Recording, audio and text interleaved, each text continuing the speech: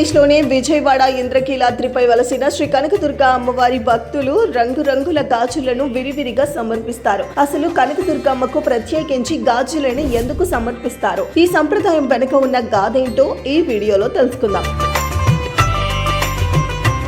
ఆలయ చరిత్ర ప్రకారం పూర్వం సుల్తానుల పరిపాలనా కాలంలో బెజవాడ దుర్గమ్మ దేవాలయంలో పూజలు కొంతకాలం పాటు అర్ధాంతరంగా నిలిచిపోయాయి. తదుపరి కొంతకాలం తర్వాత వారి ప్రభావం తగ్గటంతో పండితులంతా ఒక్కచోట చేరి అమ్మవారి మూల విగ్రహాన్ని పునః ప్రతిష్ఠిస్తేనే గాని తిరిగి పూజలు చేసేందుకు వీలు కాదని ఒక నిర్ణయానికి వచ్చారు. ఈ విషయంపై పెదకల్లపల్లి గ్రామంలో ఉన్న శ్రీ విద్యా పూర్ణ దీక్షా పరులైన శ్రీ ఉమాపతి శాస్త్రి, శ్రీ చలపతి శాస్త్రి అనే పండితులని అడుగగా మహామంత్ర శాస్త్రవేత్తలైన ఆ వైదిక బ్రాహ్మణులు దుర్గాదేవి స్వయంభూగా వలసిన అమ్మవారని, ఆ తల్లిని పునః ప్రతిష్ఠించి చేయాల్సిన అవసరం లేదని, మంత్రపూర్వకంగా మహా సంప్రోక్షణ చేస్తే సరిపోతుందని చెప్పారు. ఈ క్రమంలో వారే స్వయంగా ఆ ఆలయానికి వచ్చి దుర్గాదేవిని సంప్రోక్షణ కార్యక్రమాలు చేసి కొంతకాలం సకుటుంబంగా ఆ ఆలయంలోనే ఉంటూ అమ్మవారి ఉపాసన చేశారు. ఈ నేపథ్యంలో ఆశ్చర్య సంఘటన ఒకటి చోటు చేసుకుంది. వారి ఇంట్లో ఉండే 4 ఆడపిల్లలు ఒక రోజు గాజులు అమ్మేవాడిని పిలిచి తమ చేతులకి గాజులు తొడిగించుకున్నారట.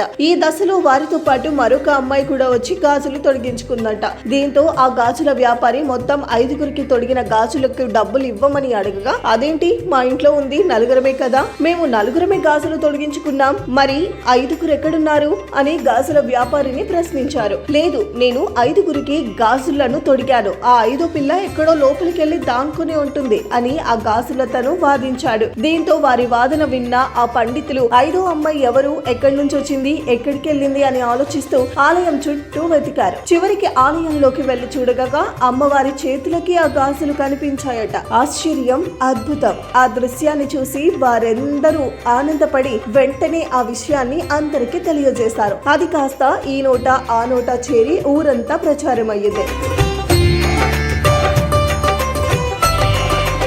ఆనాటి నుంచి కనకదుర్గమ్మ వారికి గాజులంటే ఎంతో ఇష్టమని, ఆ తల్లికి గాజులు సమర్పిస్తే ఎంతో సంతోషిస్తుందని భావిస్తూ భక్తులందరూ అమ్మవారికి ఆలయంలో గాజులు సమర్పించే సంప్రదాయాన్ని ప్రారంభించారు. ఈ గాజుల సంప్రదాయం నాటి నుంచి నేటి వరకు కొనసాగుతూనే ఉంది. ఇక అమ్మవారికి అలంకరణలో వినియోగించిన గాజులను అమ్మవారి ప్రసాదంగా భక్తులకు, ముఖ్యంగా మహిళలకు పంచుతారు. ఆ గాజులను ధరించడం వల్ల సౌభాగ్యం లభిస్తుందని భక్తుల ప్రగాఢంగా నమ్ముతారు.